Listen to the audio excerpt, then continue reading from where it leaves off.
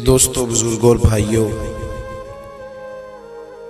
انسان کھائے پیے سوئے جاگے تو اس کے جسم کی ضروریات پوری ہوتی ہیں، لیکن جب وہ اللہ کا ذکر کرتا ہے، نماز پڑھتا ہے، دعا مانگتا ہے، استغفار پڑھتا ہے، درود و سلام کے گجرے پیش کرتا ہے، تو پھر اس کی روحانی ضروریات پوری ہوتی ہیں۔ آج جس زمانے میں ہم وقت گزار رہے ہیں، لوگوں کی جسمانی ضروریات پوری کرنے کے لیے، غذائی ضروریات پوری کرنے کے لیے بہت سارے بندوبست کیے جا رہے ہیں،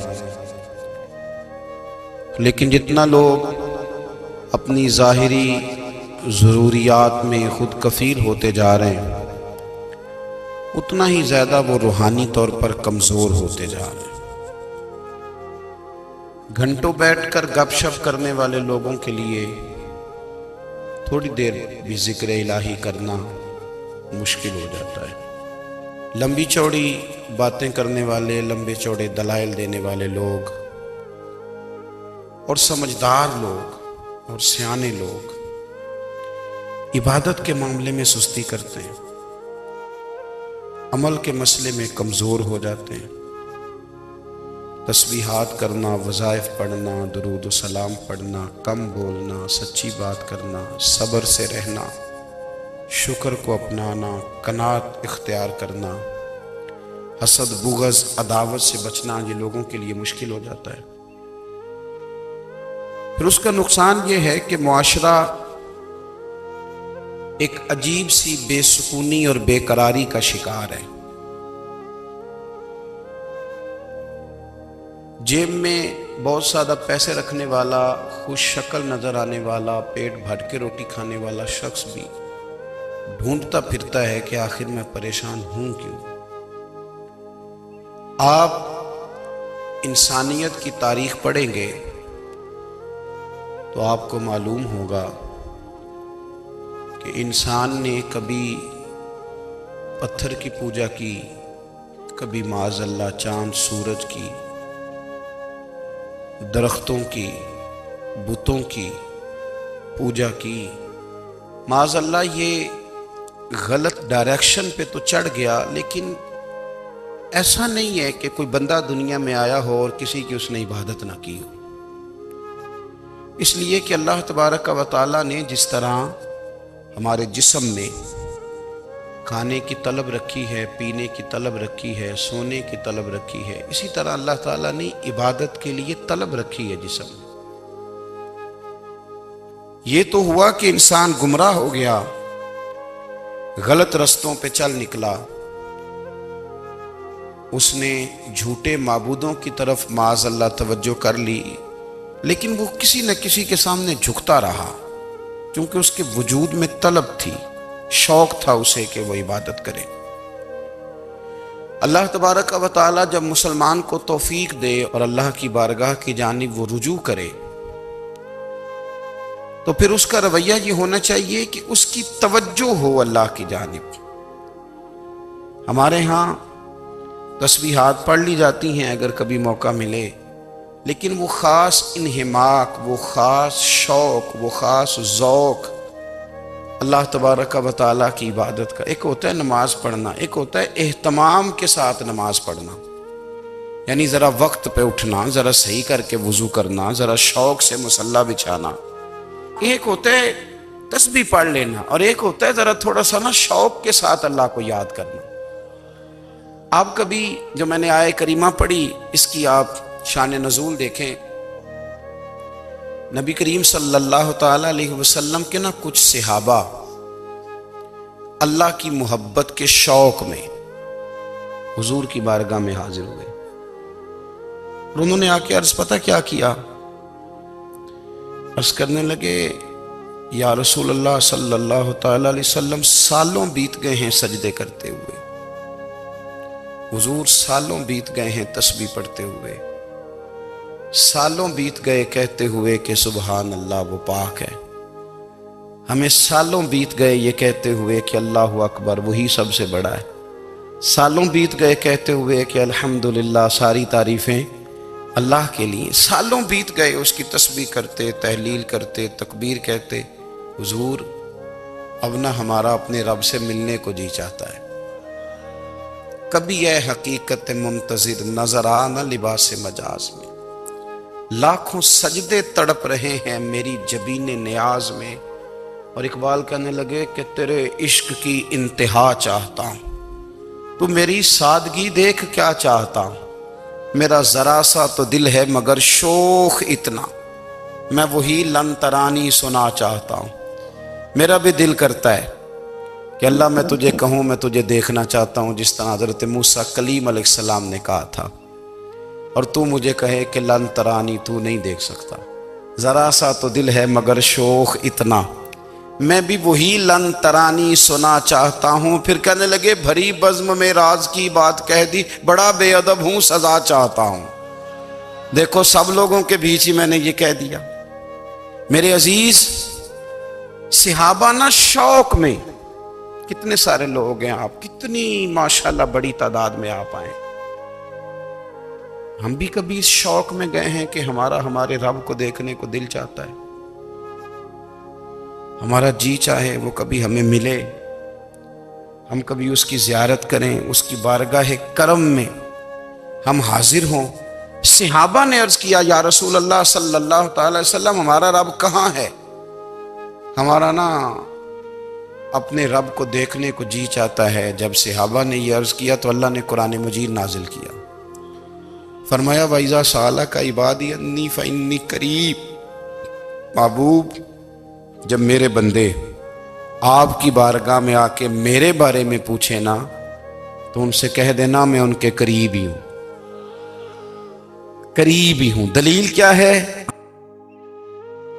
آئی اذا دان، یہ جب بھی مجھ سے دعا مانگیں گے میں ان کی دعاؤں کو قبول فرماؤں گا، میں ان کے قریب ہوں، میں ان کے قریب ہوں۔ یہ جب بھی دعا مانگیں گے نا میں قبول کروں گا، میں ان کے قریب ہوں۔ اللہ تبارک و تعالیٰ کے بندے اللہ سے محبت کرتے، رب کی بارگاہ میں جھکتے، اس کو اپنے دکھ سناتے، اس کے پیارے محبوب صلی اللہ تعالیٰ علیہ وسلم کا وسیلہ لے کے اس کے حضور حاضر ہو جاتے، پیشانیاں سجدوں سے روشن ہوتی۔ ہم نہ ہر چیز کے لیے وقت نکالتے ہیں، ہر چیز کے لیے، لیکن عبادت کے لیے وقت نہیں نکالتے۔ ہر شے آباد ہے، ہر شے، ہماری فیس بک بھی آباد ہے، واٹس ایپ بھی آباد ہے، ہمارے ٹویٹر بھی آباد ہیں، ہماری ہر چیز آباد ہے۔ سب سے کم آباد ہمارا مصلی رہ گیا ہے، سب سے کم۔ وہ لوگ اب ڈھونڈنے سے ملتے ہیں جن کی بغل میں مصلی ہوتا تھا۔ میرے بھائی آپ کتنا کو دنیا کے پیچھے بھاگو گے تھکا دے گی، کتنا دولت کے پیچھے بھاگو گے تھکا دے گی۔ آپ جب اپنی زندگی میں جمع تفریق کرو گے نا تو مرتے وقت احساس ہوگا کہ سارا کچھ تو لوگوں کے لیے کیا، اپنے لیے تو کر ہی کچھ نہیں سکے۔ اور ہم عبادت کے معاملے میں بہانے بازی بھی کرتے ہیں، ہم کہتے ہیں اوہو رزق کمانا بھی تو عبادت ہی ہے نا، تو میں حلال روزی کے لیے جا رہا ہوں، یہ بھی تو عبادت ہے نا۔ میری طرح کے لوگ کہہ دیتے ہیں کہ میں سویرے اٹھ کے مدرسے میں کچھ اسباق دیکھتا ہوں تو یہ بھی تو عبادت ہے، میں بیان کرنے کے لیے مطالعہ کرتا ہوں تو یہ بھی تو عبادت ہے نا، اتنے لمبے سفر کر کے ملک میں دنیا میں گھومتا ہوں تو یہ بھی تو میں عبادت ہی کر رہا ہوں۔ اب اسپیشل نفلوں کے لیے وقت کس طرح نکلے، اسپیشل کر کے تسبیح میں کیسے چلاؤں، میں سارا کچھ ہم بہانے بنا لیتے ہیں نا۔ میرا سوال یہ ہے کہ یہ ساری باتیں صحابہ کو، نبی کریم کو، دیگر لوگوں کو بھی تو پتہ تھی نا، لیکن آپ غور تو کریں 23 سال حضور کو وقت ملا، مختصر وقت ظاہراً تبلیغ کرنے کے لیے، پوری دنیا میں دین بھی پھیلانا ہے۔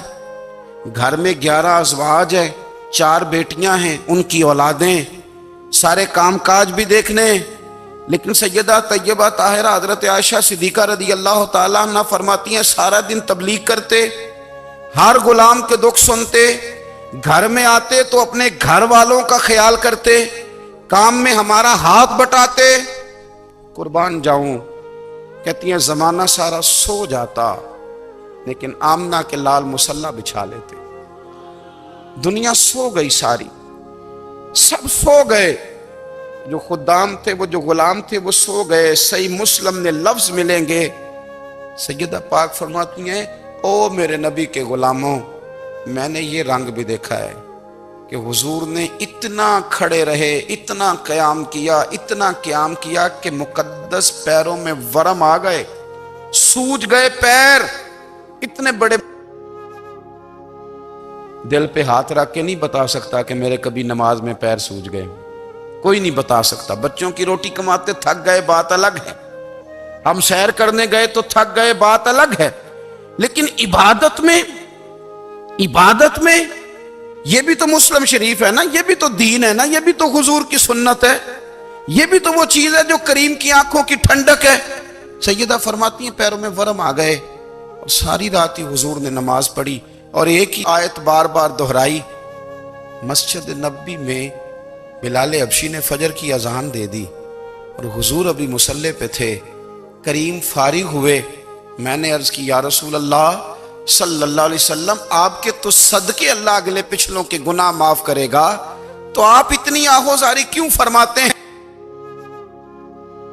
آپ تو شفیع ہیں، آپ تو انبیاء کے امام ہیں۔ تو حضور نے فرمایا عائشہ تم نے گنوایا ہے نا میرے اللہ کی مجھ پر کتنی رحمت ہے، افلا اکون عبدا شکورا، فرمایا اگر اس نے اتنی نعمتیں دی ہیں تو کیا میں اس کا شکر گزار بندہ نہ بنوں؟ میں شکر گزار بندہ نہ بنوں اس کا؟ پھر اگر اتنی نعمتیں اس نے دی ہیں، مجھے اتنا نوازا ہے، تو پھر میں اس کے سامنے سجدے نہ کروں؟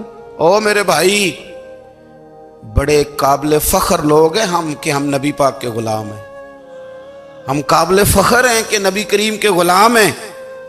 کیا کبھی اس غلامی کے شکرانے میں بھی 2 نفل پڑھے کہ یا اللہ تیرا شکر ہے تو نے ہمیں حضور کا غلام بنایا ہے؟ یاد رکھیں کہ اپنی روحانی زندگی کو آباد کریں، استغفار پڑھیں، تسبیحات کریں۔ حضرت عبداللہ ابن عمر رضی اللہ تعالیٰ عنہ حضرت عمر کے صاحبزادے، مکہ مکرمہ میں ان کی قبر ہے۔ میں نے جب انہیں پڑھا تو مجھے ان سے بڑا پیار ہو گیا، لیکن آپ کو پتہ ہے وہاں جا کے کسی شخص کا مزار تلاش کرنا یا پوچھنا ایک مشکل کام ہوتا ہے۔ تو ایک دفعہ میں مکہ شریف میں حاضر تھا، تو ایک گاڑی والا ڈرائیور مجھے کہنے لگا کہ مولانا میں آپ کو جانتا ہوں، مجھے آپ سے محبت ہے، ایک بات بتاؤں آپ کو؟ میں نے کہا بتاؤ۔ کہنے لگے حضرت عبداللہ ابن عمر کی قبر دیکھنی ہے۔ میں نے کہا یہ تو نہیں کہہ رہا، یہ کسی نے بندوبست کرایا ہے، یہ اللہ نے تیرے دل میں بات ڈالی ہے، یہ ہو گیا تو لے چل مجھے۔ حضرت عبداللہ ابن عمر کو نبی پاک نے فرمایا تھا راجل صالح، یہ نیک بندہ ہے، یہ متقی آدمی۔ حضرت عبداللہ ابن عمر رضی اللہ تعالیٰ عنہ سیدنا فاروق اعظم رضی اللہ تعالیٰ عنہ کے صاحبزادے ہیں، اور ان کی ہمشیرہ سیدہ حفصہ رضی اللہ تعالیٰ عنہ حضور کی زوجہ محترمہ۔ ایک دن اپنی ہمشیرہ سے کہنے لگے کہ نبی کریم صلی اللہ تعالیٰ علیہ وسلم گھر میں آئے نا، اور اگر حضور غم امت میں پریشان نہ ہوں، طبیعت کو حشاش بشاش دیکھو، تو ذرا پوچھنا تو صحیح حضور کا میرے بارے میں کیا خیال ہے، پوچھنا تو صحیح کہ کریم کی بارگاہ میں میرا کیا مقام ہے، میرے بارے میں حضور کیا فرماتے ہیں۔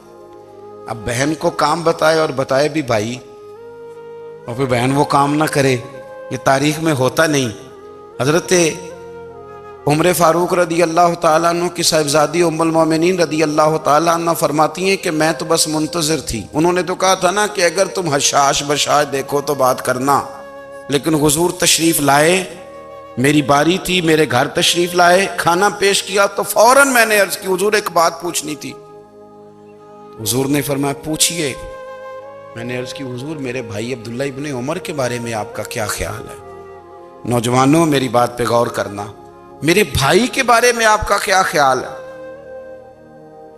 تو نبی کریم صلی اللہ تعالیٰ علیہ وآلہ وسلم نے میری طرف دیکھا، اور پھر حضور زیر لب تھوڑا مسکرائے، اور بریلی کے امام کہتے ہیں کہ حضور مسکرا دیتے تھے نا تو جو بڑا دکھی ہوتا تھا وہ بھی ہنس پڑتا تھا۔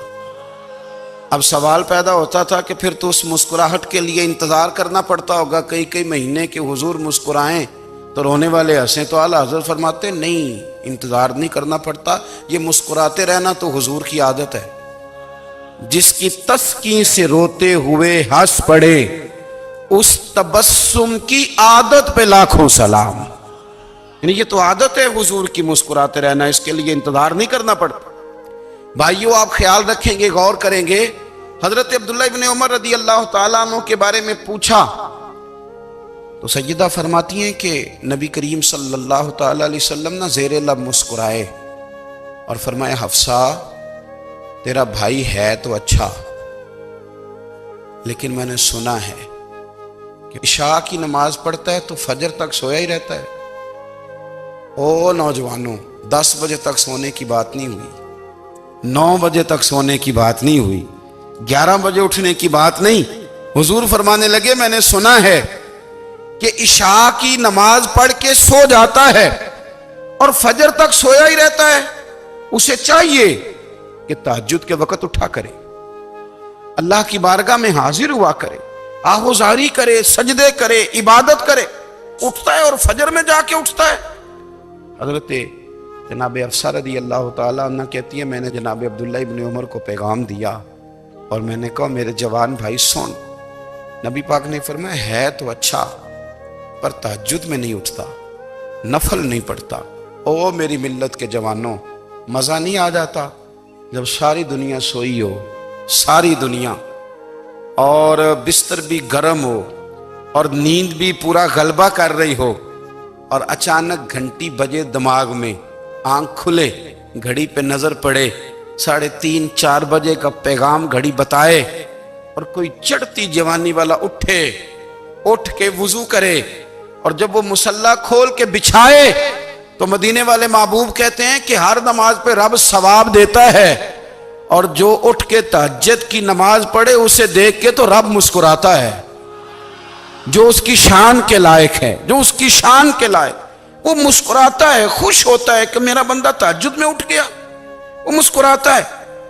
کاش ہماری صبحیں کبھی اپنے مالک کے نام ہو جائیں، کاش کے صبحیں۔ حضرت ابو الحسن رحمۃ اللہ تعالیٰ علیہ حضرت معاذ ابن جبل رضی اللہ تعالیٰ عنہ کے پاس بیٹھا کرتے تھے، فرماتے ہیں ان سے جو پیار بڑھا تو پھر میرا مصلی سے بھی بڑھ گیا۔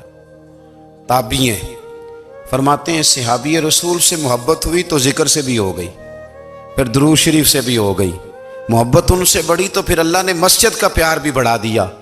آپ فرماتے ہیں کہ میری ہر وقت طبیعت چاہتی تھی کہ بس اللہ اللہ کروں، بس اللہ اللہ کروں، بس نہ میں ذرا تھوڑی جان چھڑاؤں لوگوں سے، کوئی 10 منٹ ملے تو میں کوئی 4 نفل پڑھ لوں، میں تھوڑا سا نہ بچوں لوگوں سے، اور مجھے تسبیح ملے تو میں نہ کچھ 400-500 دفعہ استغفار پڑھوں، سبحان اللہ، الحمدللہ، اللہ اکبر، لا حول ولا قوت الا باللہ، میں نہ تسبیحات پڑھوں۔ فرماتے ہیں کہ بچے تھے گھر میں 6-7، غربت تھی، کام ملتا کوئی نہیں تھا، اور میں کام چور نہیں تھا، کام ڈھونڈتا تھا، پر اللہ کی قدرت کے کام نہیں ملتا تھا۔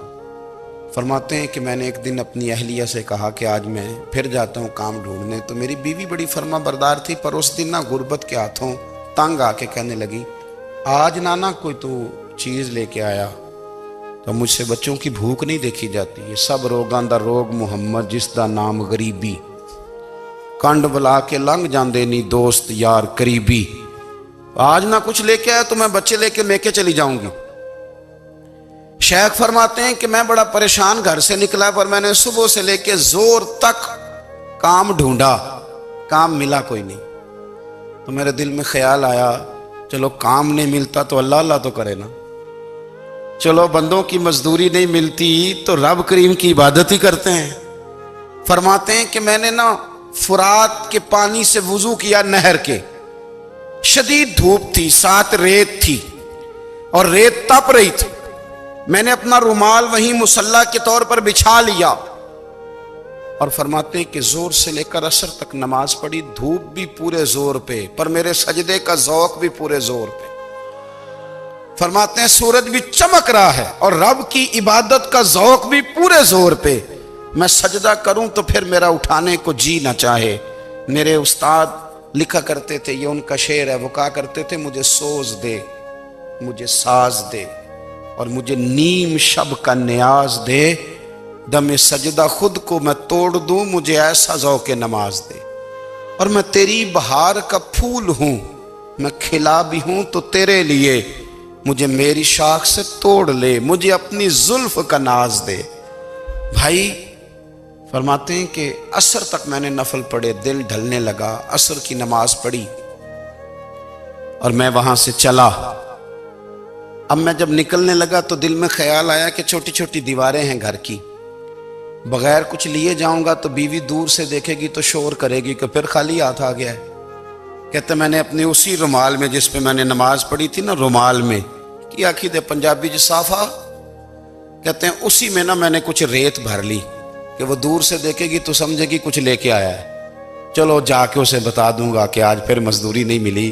کہتے ہیں وہ ریت لے کر جب میں گھر میں گیا تو پہلے بیوی دروازے پہ کھڑی ہوتی تھی، پوچھتی تھی خالی ہاتھ آ گئے ہو؟ آج میں نے دیکھا تو ہے ہی کوئی نہیں۔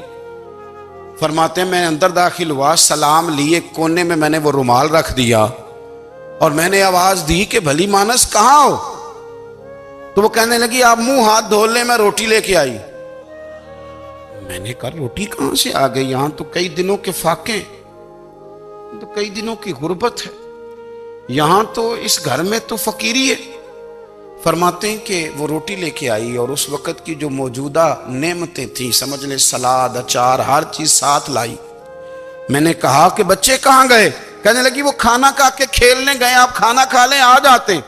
کھانا اس نے چن دیا۔ میں نے حیرت انگیز لہجے میں ساری نعمتیں اپنے دسترخوان پہ دیکھ کر کے بیوی سے پوچھا یہ کہاں سے آیا کھانا؟ بچوں کو تو نے کہاں سے کھانا کھلایا؟ یہ سارا کچھ کیسا ہے؟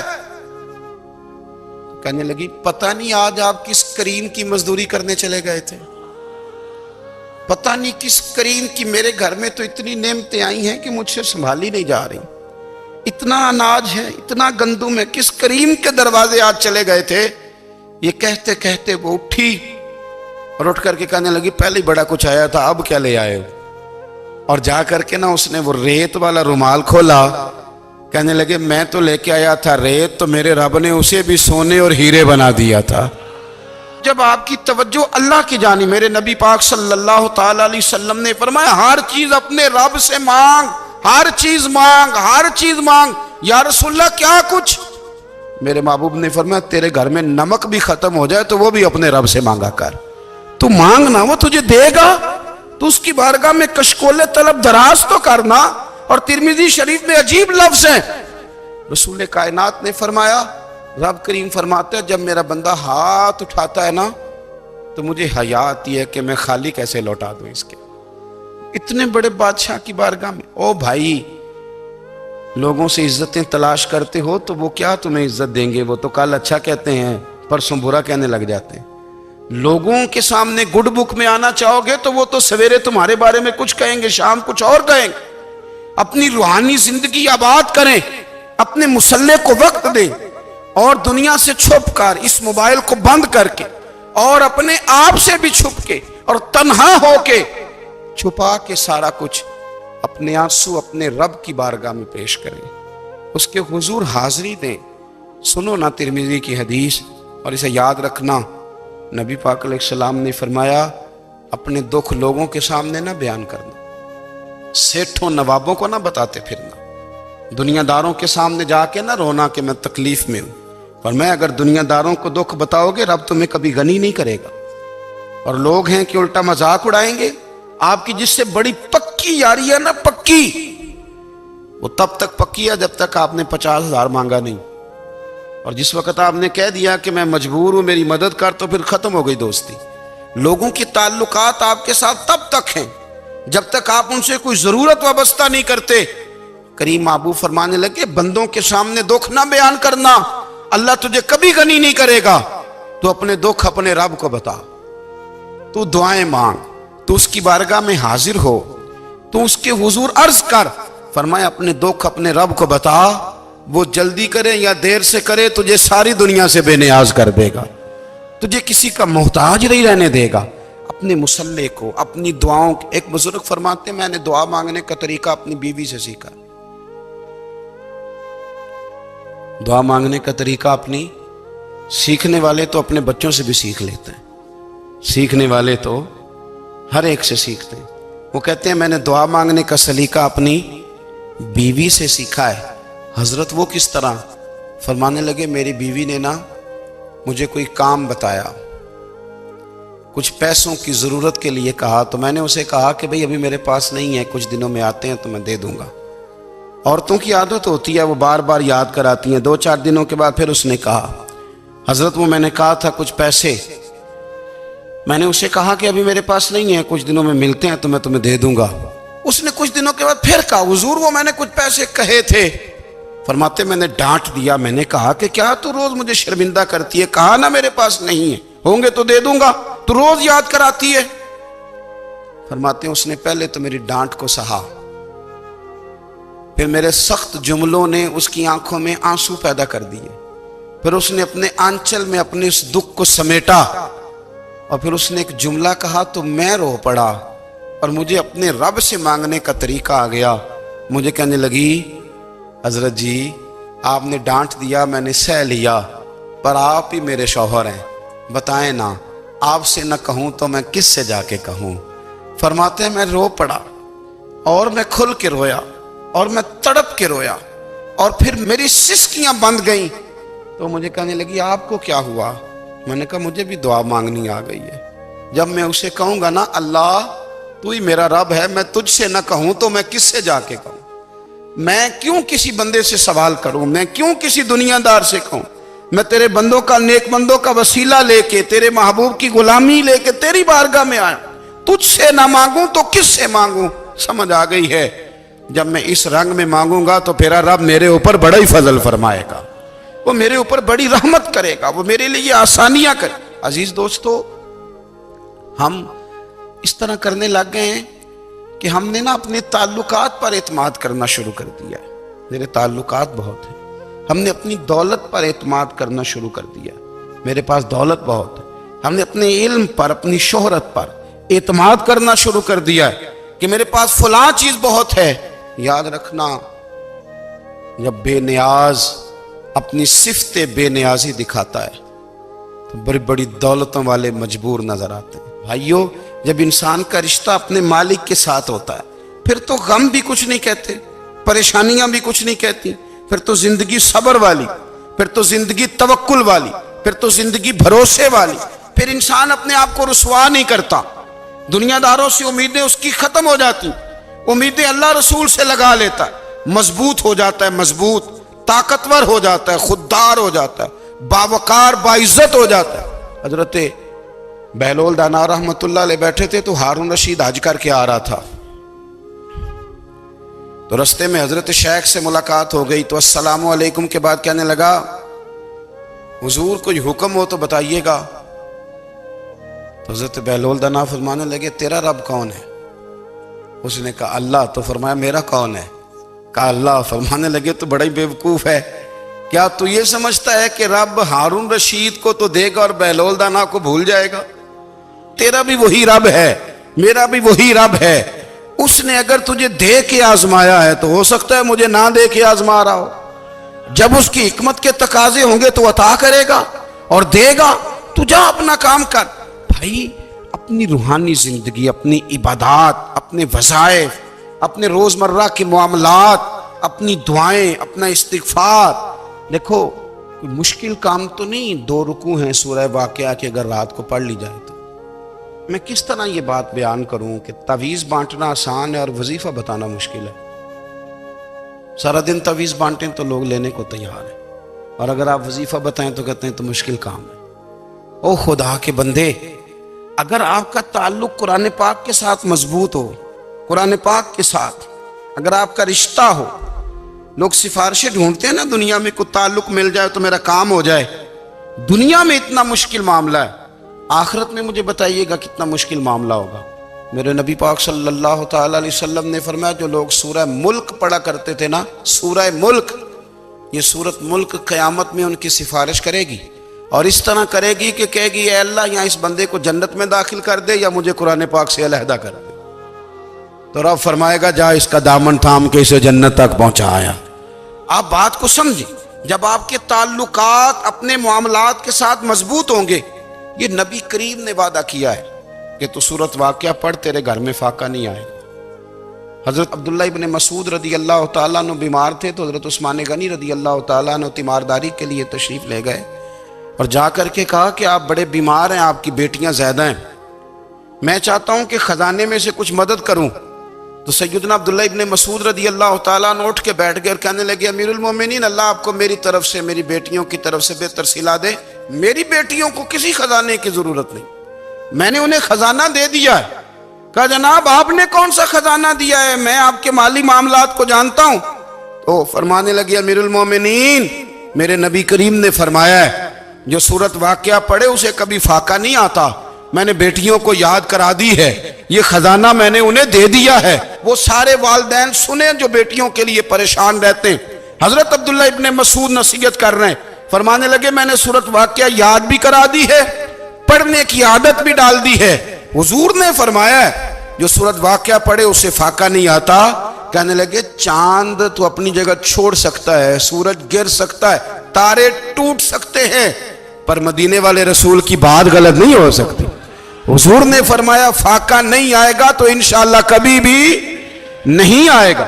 کرنے کا کام یہ ہے کہ ہم اپنے معاملات، اپنی عبادات، اپنی دعائیں کبھی 10 منٹ عادت ہو جائے نا دعا مانگنے کی علیحدہ سے رات کو۔ حضور نے فرمایا جو فرض نماز کے بعد دعا مانگے اللہ اس کی قبول کر لیتا ہے۔ نبی پاک صلی اللہ تعالیٰ علیہ وسلم نے فرمایا اللہ مسافر کی دعا قبول فرماتا ہے۔ حضور نے فرمایا اللہ مظلوم کی دعا قبول فرماتا ہے۔ حضور نے فرمایا بیمار سے دعا کراؤ اللہ اس کی دعا قبول فرماتا ہے۔ میرے نبی پاک نے فرمایا ماں باپ جب بھی اولاد کے لیے ہاتھ اٹھائیں، ویسے تے بلے شاہ تو آسمانی اڈدیاں ہی پھڑ دیں، جڑا گھر بیٹھا انہوں بڑھیا ہی نہیں۔ حضور فرمانے لگے ماں باپ جب بھی اولاد کے لیے دعا فرمائیں اللہ ان کی دعا کو قبول کرتا ہے۔ آپ اپنا تعلق بنائیں، دعا کے ساتھ، عبادت کے ساتھ، مصلی کے ساتھ رشتہ بنائیں، استغفار پڑھیں۔ صلاح الدین ایوبی صلیبی جنگوں میں تھے، رات کو مسجد اقصیٰ میں نماز پڑھی تو پریشان تھے۔ ایک بزرگ سے ملاقات ہوئی تو وہ کہنے لگے کہ آپ بڑے پریشان ہیں۔ کہنے لگے حضور پریشان اس لیے ہوں کہ پہلے ہی مسلمان کمزور ہے، اب میں نے سنا ہے دشمن کا ایک بحری بیڑا وہ جنگی سامان سے بھرا ہوا آ رہا ہے، تو اب ان کے پاس اور تلواریں اور نیزے آ جائیں گے، مسلمانوں کے پاس پہلے ہی وسائل کی کمی ہے، پریشان ہو کس طرح کر کے مقابلہ کریں گے۔ یہ بات کہتے ہی صلاح الدین ایوبی نے بزرگوں سے کہا حضور آپ بھی دعا کرنا، دعا کی بڑی طاقت ہے۔ میرے نبی پاک نے فرمایا دعا مومن کا ہتھیار ہے، دعا مومن کا۔ حضور نے فرمایا تقدیر کو سوائے دعا کے کوئی چیز نہیں بدل سکتی، دعا مومن کا ہتھیار ہے، یہ کافر کے پاس کوئی نہیں، یہ ہتھیار ہے مومن کا۔ اللہ کرے آپ کو سمجھ آئے، پھر سنیں، کئی بار کہہ چکا ہوں یہ ہتھیار ہے۔ کافر کے مقابلے میں جو تیرے پاس سب سے بڑا ہتھیار ہے وہ دعا ہے۔ دعائیں کرانی چھوڑ دی، کرنی چھوڑ دی، لینی چھوڑ دی۔ حضرت سیدنا انس بن مالک رضی اللہ تعالیٰ عنہ فرمایا کرتے تھے میں نے وہ رنگ دیکھا ہے جب حضور دعا مانگتے تھے اور حضور کی مقدس آنکھوں میں آنسو بھی ساتھ ہی بہا کرتے تھے، میں نے وہ انداز دیکھا ہے۔ تو صلاح الدین ایوبی بزرگ سے کہنے لگے آپ بھی دعا کیجیے، اور خود رونے لگے اور سر سجدے میں رکھ کے رونے لگے، اور عشاء سے لے کر فجر تک روئے، خوب روئے۔ صبح وہ بزرگ آئے تو صلاح الدین ایوبی کا خوبصورت اور ہنستا ہوا چہرہ دیکھا، کہنے لگے آپ بڑے خوش ہیں، رات تو میں نے بڑے روتے ہوئے دیکھا تھا۔ تو کہنے لگے حضور وہ جو بحری بیڑا آ رہا تھا نا وہ پانی میں ڈوب گیا ہے، اب وہ نہیں آ رہا، ابھی خبر آئی ہے تو میں بڑا خوش ہوں۔ بزرگ کہنے لگے اٹھ سینے سے لگ اور سن ایک بات، وہ بحری بیڑا پانی میں نہیں ڈوبا، وہ تیرے آنسوؤں میں ڈوب گیا ہے۔ وہ جو تو رات رویا ہے نا رب کریم کی بارگاہ میں تو وہ ڈوب گیا ہے۔ بھائی اپنا مصلی کا، عبادت کا، وظائف کا، اللہ اللہ کا سلسلہ اس کو مضبوط کرے، اپنی دعاؤں کے تعلق کو مضبوط کرے۔ دعائیں بڑے انقلاب برپا کر دیتی ہیں۔ ہم تھوڑے تھوڑے نا جب سے خشک ہوئے ہیں نا، خشک، اور میری تو جماعت ہی صوفیاء کی جماعت تھی، ہم تو داتا علی اجمیری کی جماعت سے، ہم تو خواجہ اجمیری کی جماعت سے، ہم تو شیخ احمد فاروق سرہندی کی جماعت سے، ہم تو صوفیاء کی جماعت، ہماری جماعت نے بھی وہ تعلق جو ہمارے بزرگوں نے بنایا تھا۔ بزرگ اللہ کے قریب کیسے جاتا ہے؟ ہمارے یہاں نا بہت سارے لوگ کہتے ہیں جی نظر ہو گئی تو کام ہو گیا۔ بھائی جو بخاری مسلم میں طریقہ ہے نا اللہ کا قرب پانے کا، وہ تو نفل ہے۔ نبی کریم علیہ السلام نے فرمایا بندہ نفلوں کے ذریعے رب کے قریب جاتا ہے، اور اتنا قریب جاتا ہے کہ پھر اللہ اس کی زبان بن جاتا ہے، اللہ اس کی آنکھیں بن جاتا ہے، کان بن جاتا ہے، ہاتھ اور پیر بن جاتا ہے۔ تو یہ تو عبادت ہے، یہ تو اللہ کی بارگاہ کی حاضری ہے جو آپ کو اللہ کے قریب کرے گی۔ تو اپنے نماز کو اہمیت دے کے ادا کریں، نمازیں موبائل بند کر کے ادا کریں۔ لیکن نا کچھ لوگ کہتے ہیں مجھے ٹائم نہیں ملتا نماز کا، تو میں کہتا ہوں یہ آپ نے بڑی جرت کی بات کی ہے۔ مجھے کو میرا پیر بھائی کہا جائے نا میرے پاس ٹائم نہیں آپ کو ملنے کا، تو میں کہتا ہوں آج کے بعد آنا ہی نہ۔ میں تو کیا سمجھتا ہے، تو بہت بڑا آدمی ہے، تیرے پاس ٹائم نہیں ہے اور ہمیں ملنے کا ٹائم، موج کر۔ آپ نے اللہ رسول کو کہہ دیا ٹائم نہیں۔ اور عجیب فلسفہ ہے نا، کہا جائے نماز پڑھنے آؤ تو کہتے ہیں کپڑے ٹھیک نہیں، اور کہا جائے کہ آؤ ذرا دعوت پہ چلیں تو کہتے ہیں 1 منٹ ٹھہر میں کپڑے بدل کے آیا۔ نماز کے لیے کہا تو کہتے ہیں ٹھیک نہیں، دعوت کے لیے کہا تو کہتے ہیں میں ذرا تیاری کر لوں، یوں جانا مناسب نہیں۔ یہ معاملہ ٹھیک نہیں۔ رب تو فرماتا ہے کہ جب تو مسجد میں آ تو زینت اختیار کر کے آ، خوب ذوق سے دعا مانگیں، خوب شوق سے نماز پڑھیں، خوب استغفار کا مزاج بنائیں۔ آپ لوگوں کے بیچ رہ کے سوکھ حاصل کرنا چاہتے ہیں، لیکن آپ کو پتہ ہے کئی مہینے غار حرا میں رہنا بھی مدینے والے محبوب کا طریقہ ہے۔ ہر سال اعتکاف بیٹھنا الگ سے، یہ بھی حضور کا طریقہ ہے۔ مسجد نبوی کے اندر دروازہ کھلتا تھا نبی کریم کا، پر گھر کے اندر نفل پڑھے نبی پاک، اور حضور فرماتے ہیں کچھ نفل نماز گھر میں بھی پڑھا کرو، گھر کو قبرستان نہ بناؤ۔ ہمارا گھر اللہ کے ذکر سے آباد ہوگا۔ اگر ہم نماز پڑھیں گے نا، میں جب سنت پڑھنے کے لیے گھر میں کھڑا ہوتا ہوں تو میرا جو 2.5-3 سال کا بیٹا ہے نا، وہ بھی میرے ساتھ نماز پڑھنی شروع کر دے۔ اسے پتہ کوئی نہیں نماز کیا ہوتی ہے، لیکن وہ بھی نا سجدہ نہ بھی کرنا ہے تو ساتھ لیٹ ضرور جاتا ہے۔ پتہ چلا بچے لیکچر دینے سے نماز نہیں پڑھتے، نماز شروع کر دیں تو بچے بھی شروع کر دیتے ہیں۔ ہم جب پریشان ہوتے ہیں تو لیکچر دیتے ہیں، تو لیکچر تو باہر شاید چل جائے، گھر میں کیسے چلے گا؟ گھر میں تو عمل چلے گا۔